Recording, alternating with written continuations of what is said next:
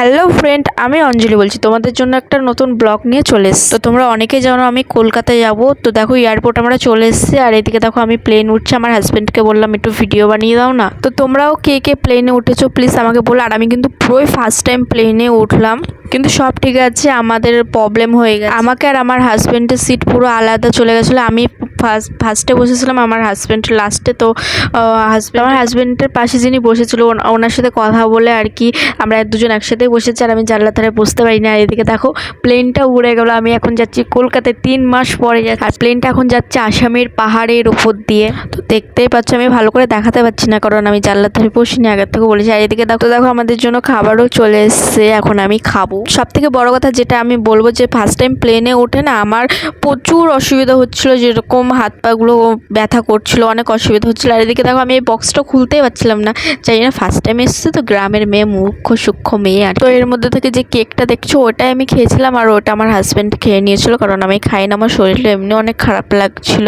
তো চলো প্লেন থেকে নেবেই তোমাদের সাথে আবার দেখা করছি। তো বাই, নেক্সট ব্লগে দেখা হচ্ছে।